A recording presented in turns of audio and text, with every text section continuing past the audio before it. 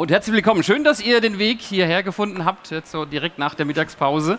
Und wir hoffen, dass wir da jetzt euch entsprechend unterhalten können. Ja, wir freuen uns, etwas mehr über das Vorhaben bei Walz, Versandhaus Walz, zu erfahren. Da gibt es noch ein paar Ergänzungen gleich zu dem Unternehmen und was alles so dahinter steckt.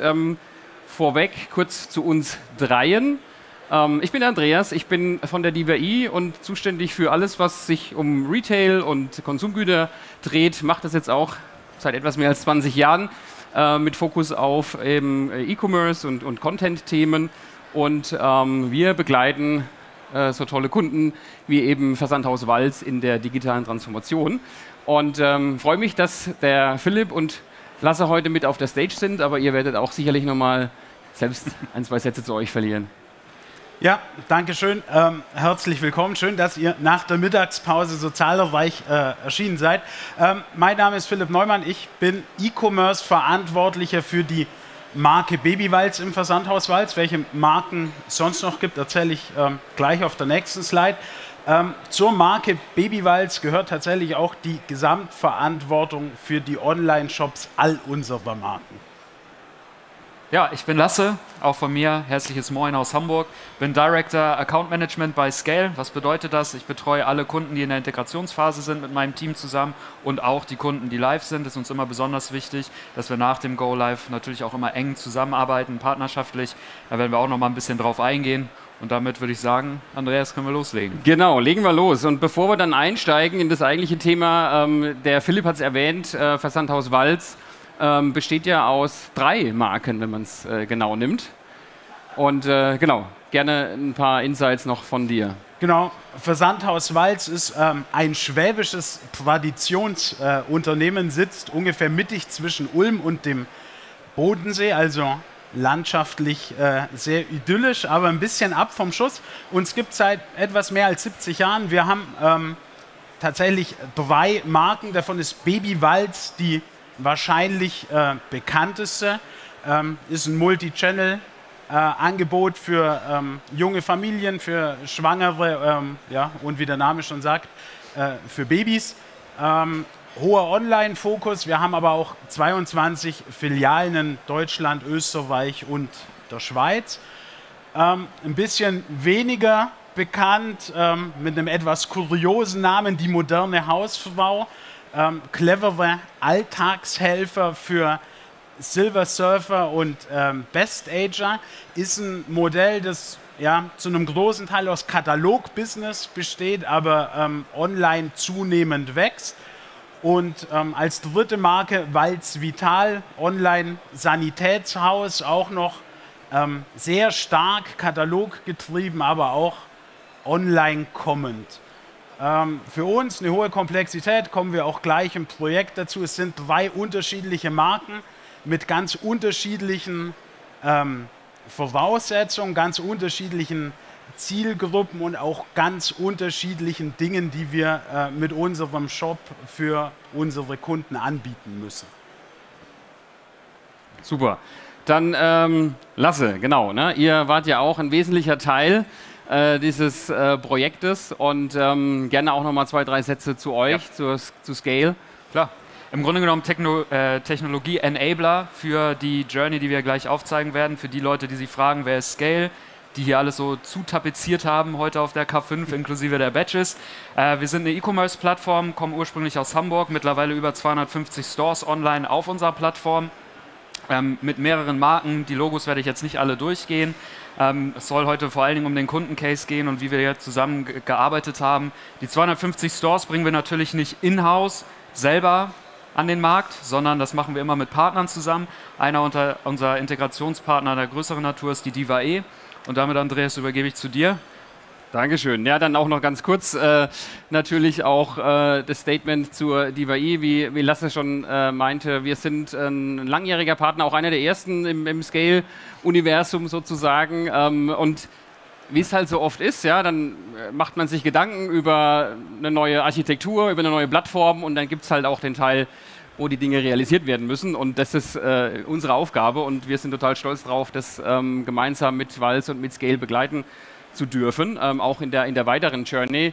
Ja, generell verstehen wir uns als Integrationspartner, aber mit einem ganz klaren Ende-zu-Ende-Fokus. Heißt, wir sind ganz früh dabei. Wir werden gleich von Philipp hören, wenn wir über das Thema Evaluierung sprechen und was denn eigentlich im Vorfeld zu tun ist, bevor man ins Projekt startet. Auch das ein großes Thema, das wir auch mit begleiten, bis hin dann eben zur Implementierung und später dann auch dem Betrieb. Und wir sind ziemlich happy mit den Brands, die wir begleiten dürfen in dieser digitalen Reise und werden jetzt gleich von Philipp eben noch mehr dazu hören und erfahren. Und da komme ich jetzt gleich mal zu meinem ersten Punkt.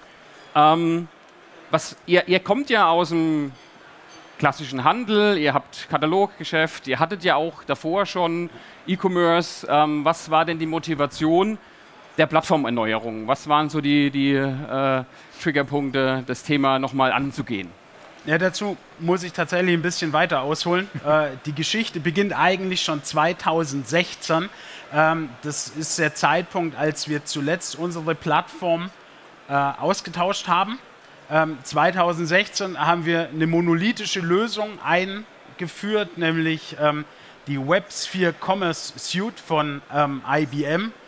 Vielleicht sagt es dem einen oder anderen was, tendenziell eher nicht, weil es ein Orchideensystem ist. Gehört inzwischen den indischen Kollegen von HCL.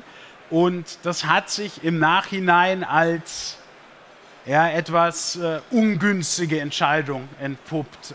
Das hat uns nämlich unglücklicherweise in die Situation versetzt, dass wir eigentlich an diesem System selbst gar nichts tun konnten. Also die Architektur ist derart komplex in unserer oder unsere Systemlandschaft ist derart komplex, dass wir uns eine Architektur gegeben haben, in der wir eigentlich nichts mehr tun konnten. Also wir konnten ein paar Wandsysteme konfigurieren, wir konnten Content auf die Shops aufspielen.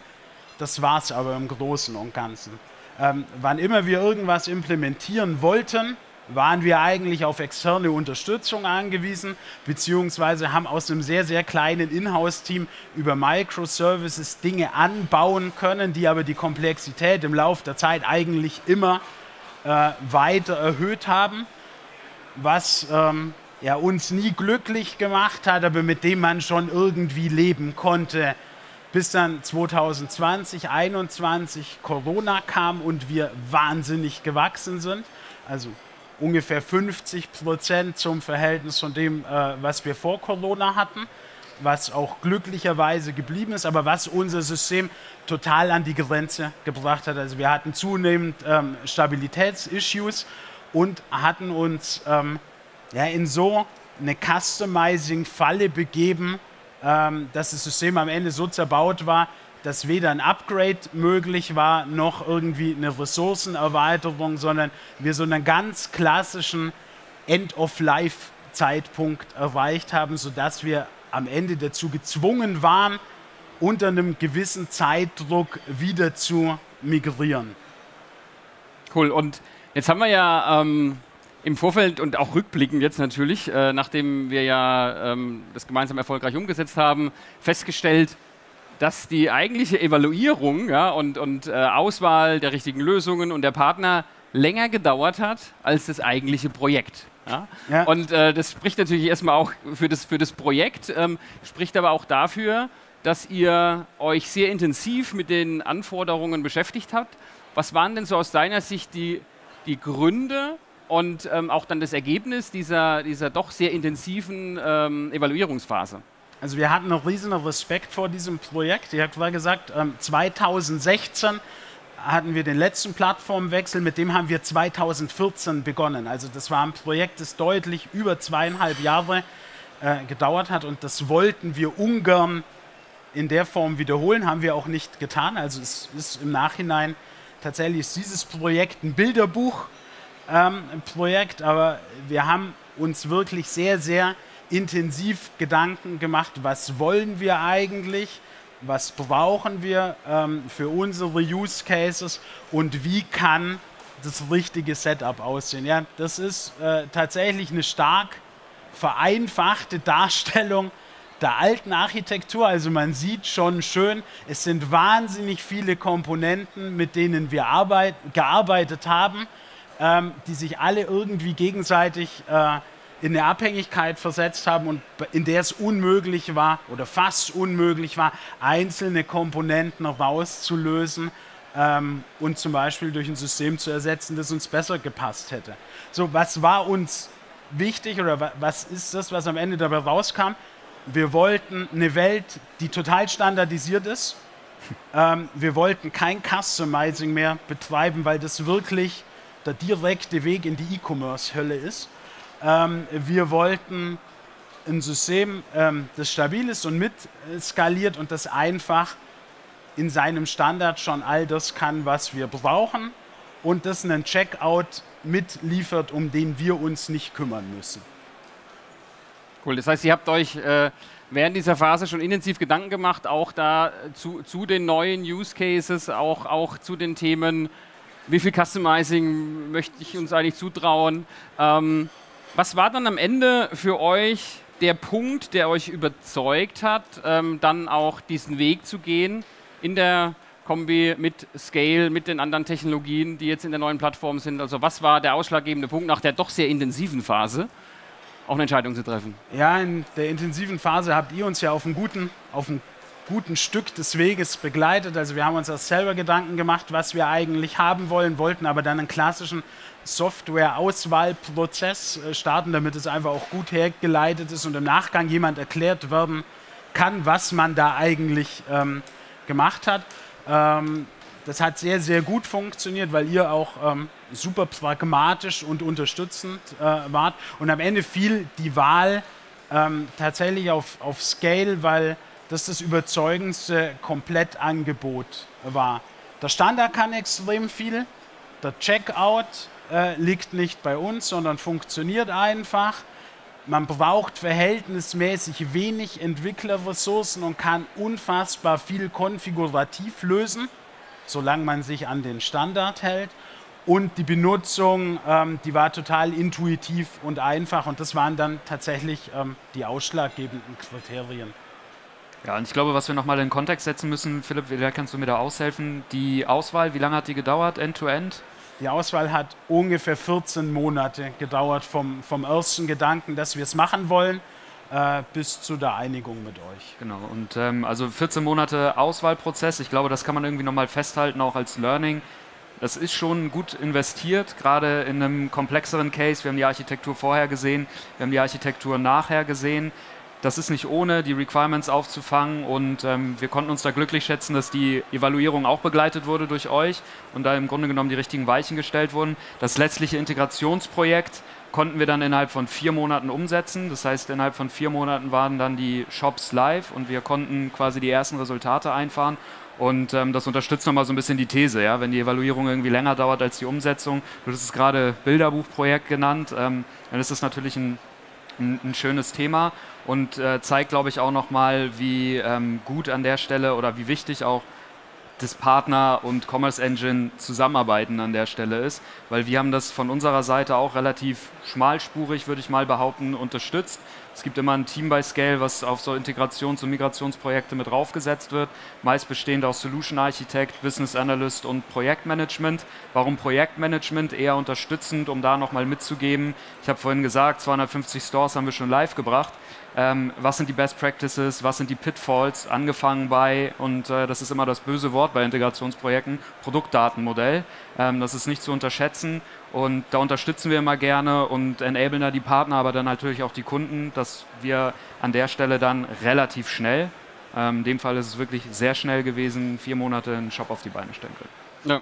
Großartig. Und jetzt war es ja auch so, dass man während der Evaluierung ja schon in so einem Discovery-Modus unterwegs war und jetzt ja nicht irgendwie Paperwork produziert hat, damit man eine Entscheidung treffen kann, sondern in der Tat ja schon die Use Cases und Stories aufbereitet hat, die ja dann Grundlage sind für das Projekt und sicherlich auch dazu geführt haben, dass man schnell auch in die Umsetzung kommt. Ne? Und das ist so ein Aspekt. Was waren in deinen Augen oder in euren Augen weitere Punkte, die dazu geführt haben, dann nach dieser Evaluierungsphase innerhalb von 4 Monaten dann die Implementierung zu machen?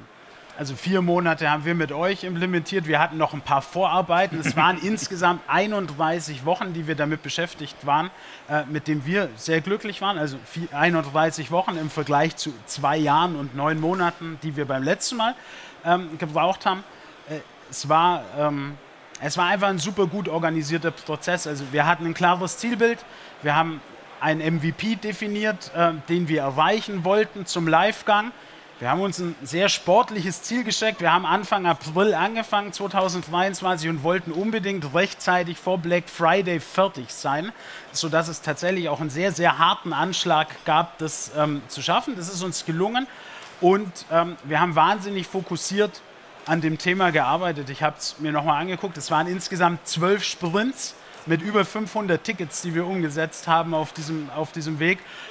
Und in der Spitze waren 40 Personen dran beteiligt, aus unterschiedlichen Einheiten, also sowohl Leute von euch, als auch Leute von uns, als auch Leute von euch. Und das hat ein sehr, sehr rundes Projekt ergeben tatsächlich. Ja, und jetzt haben wir ja auch noch ein paar andere gemeinsame Projekte mit euch und ich erlebe auch immer wieder mit Scale, dass wir unheimlich schnell eben in diese Realisierung kommen, unheimlich schnell ihr auch seid, wenn es darum geht, das Setup zu stellen. Was zeichnet euch da aus an der Stelle?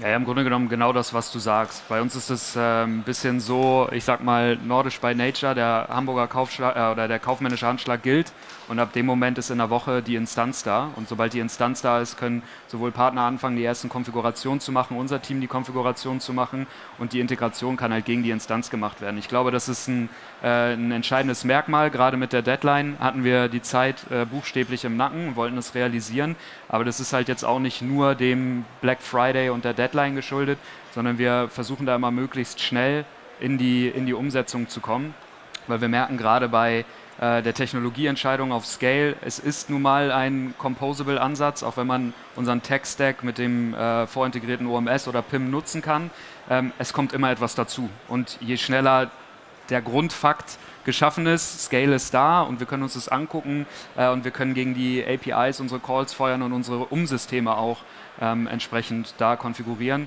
umso besser. Und ich glaube, wenn du mich fragst, was da das entscheidende Merkmal, wirklich möglichst schnell Fakten schaffen und die Instanz dahin stellen. Genau, und das hat ja am Ende auch dazu geführt, dass ihr rechtzeitig zu dem besagten Black Friday dann auch live gehen konntet. Und da hat sich ja jetzt einiges geändert. Und worauf bist du besonders stolz? Und was sind so die Effekte, die jetzt daraus entstanden sind? Jetzt vielleicht mal mit Blick auf den Black Friday. Also besonders stolz, auch da muss ich wieder weiter ausholen, weil es mehrere Punkte sind. Also erstmal, wir haben das in Time und in Budget geschafft, was auch in unserer eigenen Historie ja nicht immer der Fall war. Wir haben ein wahnsinnig stabiles System geschaffen, das den Black Friday vollkommen problemlos weggeatmet hat und auch das war in den Jahren davor nicht so. Also da ist es tatsächlich passiert, dass die alte Plattform gerade zur Primetime dann auch teilweise massive Aussetzer hatte. War für uns ein super erfolgreicher Black Friday. Ich glaube im Durchschnitt ist der E-Commerce in Deutschland um 12% gewachsen im Vergleich zum Vorjahr. Am Black Friday, wir haben fast das Dreifache geschafft bei uns. Also es war eine richtig, richtig gute Geschichte. Und worauf ich echt auch stolz bin, es ist alles so aufgegangen, wie wir es uns vorgestellt haben. Also wir haben jetzt ein schlankes, einfaches System, in dem wir extrem viel selber machen können. Wir sind die Herren über unser Frontend. Wir können da selber Anpassungen machen. Alles andere lässt sich konfigurativ lösen. Und eigentlich haben sich alle Schwierigkeiten aufgelöst, mit denen wir in der Vergangenheit echt intensiv zu kämpfen hatten. Und ja, wir sind ja erst am Anfang von dem, was grundsätzlich möglich sein wird, wenn wir diese Plattform weiter betreiben. Ja, absolut. Das klingt jetzt wirklich schon nach einem Bilderbuchprojekt auf der einen Seite. Auf der anderen Seite war das auch ein enormer Kraftakt, keine Frage. Jetzt seid ihr ja auch, wir haben es ja gerade gesehen, in einer neuen Architektur unterwegs, wenn man das so sagen kann. Ihr seid headless, ja? Das heißt, ihr habt einen anderen Architektur-Approach gewählt. Das hat ja sicherlich auch einen Impact, oder? Auf eure Organisation, auf das Team, auf die Frage, wie entwickle ich Software, wie deploy ich, etc. Absolut. Also wir sind nicht mehr an feste Sprint-Zyklen gebunden, bis wir was deployen können. Wir können also immer deployen. Und wir haben den großen Vorteil, dass wir viel markenspezifischer arbeiten konnten, als das in der Vergangenheit der Fall war. Also es gibt Plattformthemen, die sind für alle Marken immer relevant, aber es gibt viel, viel mehr Themen, die einfach vor Kunde eine große Bedeutung für uns haben. Und dann ist eben die Baby-Walz-Kundin eine ganz andere Kundin als die moderne Hausfrau-Kundin mit sehr, sehr individuellen Bedürfnissen. Und das konnten wir vorher tatsächlich nicht gut individuell abfangen und jetzt geht es verhältnismäßig problemlos. Sehr schön. Und ich meine, Lasse, ihr seid ja auch quasi Headless Native, wenn man es so will. Ne? Ihr seid eine Composable Solution und kommt aus der Ecke. Wie sind so eure Erfahrungswerte in den Projekten? Jetzt vielleicht auch mal nicht nur den Blick auf die Technologie, sondern auch, was hat das für einen Impact? Wir haben jetzt von Philipp viel gehört, was ihnen dabei hilft, tagtäglich, ja, in der Entwicklung, schnelle Release-Zyklen, kurze Release-Zyklen. Was erlebt ihr noch so organisatorisch dann nach der Transformation? Ja klar, ich würde einen Punkt gerne noch mal kurz aufgreifen, also das ganze Thema Multi-Brand und Multi-Shop, das ist technologisch natürlich einfacher möglich mit der Auswahl, die hier getroffen wurde. Das zweite Thema, du fragst eher organisatorisch. Es ist schon so, dass mit Headless natürlich auch ein transformativer Prozess meistens einhergeht. Was meine ich damit? Wenn man aus einer monolithischen Architektur kommt, hatte man meistens einen Owner oder ein Produktteam, was eben an dieser Infrastruktur gearbeitet und dran rumgebastelt hat.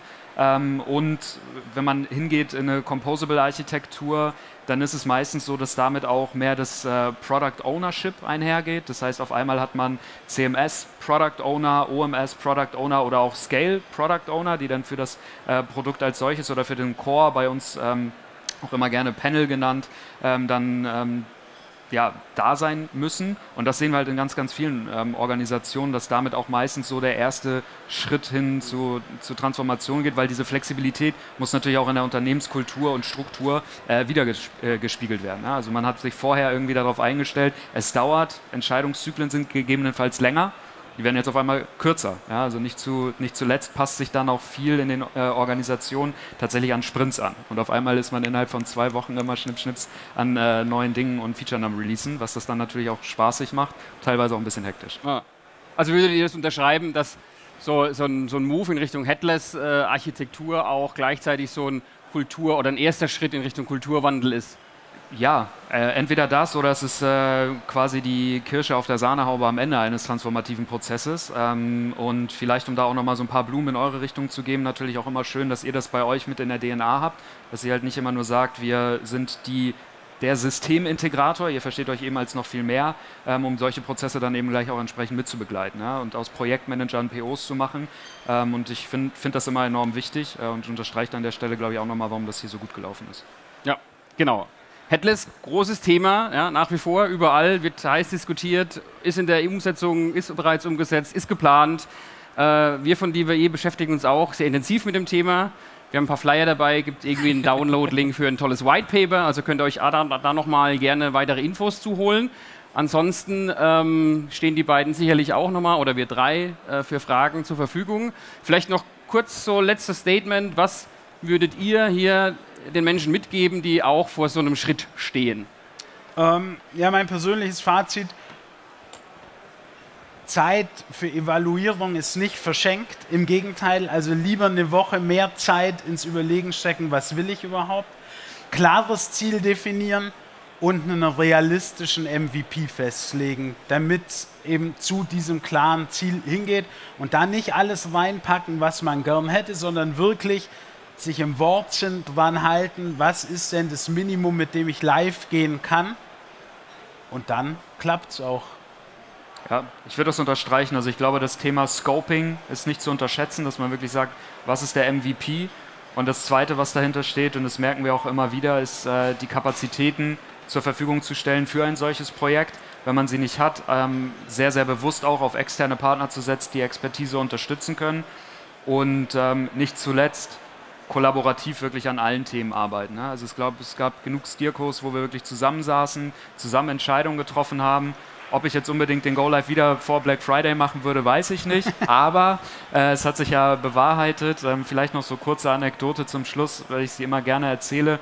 Es war wirklich so, dass wir vorher die Black Friday-Zahlen bekommen haben Babywalz und auch den anderen Marken. Und es hieß so, naja, wir rechnen ungefähr mit dem Traffic.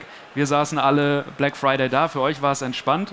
Bei uns sahen wir auf einmal den Traffic-Peak hochgehen und mussten noch mal kurz ein bisschen hier und da die Limits erhöhen, weil wir tatsächlich irgendwie damit nicht gerechnet haben. Und Anekdote Ende, war einfach ein schönes Projekt. Und alles gut gelaufen und super gecovert. Ja. Dann vielen Dank an euch beide. Ja, ich weiß jetzt nicht, ob wir noch Zeit für Fragen haben. Ihr wart sehr schnell, deswegen haben wir schon noch ein bisschen Zeit. Da würde ich jetzt dich mal kurz fragen, Philipp. Jetzt habt ihr durch dieses Projekt wahrscheinlich eine Menge Freiräume auch im Kopf geschaffen, weil Dinge auf einmal möglich sind, die vorher nicht gingen oder wo man wusste, da fängt die IT schon schwitzen an, wenn ich das bloß erwähne. Was habt ihr denn jetzt so vor mit dieser neuen technologischen Freiheit? Ja, also tatsächlich ist es nicht automatisch so, nur weil man Headless ist, dass man eine komplett neue Unternehmenskultur hat. Also die kommt nicht auf Knopfdruck, das supportet das aber in jedem Fall. Und was wir machen wollen, ist deutlich marken- und kundenspezifischer arbeiten, als wir es in der Vergangenheit konnten. Also das, was ich schon gesagt habe, die Babywalz-Kundin hat ganz andere Bedürfnisse als jemand, der einen Rollator bei Walz Vital kaufen muss. Der Kaufprozess ist vielleicht ähnlich. Ich brauche hier und da die relevanten Informationen. Die Entscheidung ist trotzdem anders. Der Einstiegspunkt ist anders, die Journey ist anders. Und da wollen wir jetzt stark drauf setzen, dass jede Marke diesen individuellen Touch bekommt, den sie auch verdient hat. Okay. Gut, dann sage ich vielen Dank an euch drei für diese spannende Präsentation und den schönen Case. Hat sehr viel Spaß gemacht. Sehr Danke gerne. euch. Danke euch. Ja.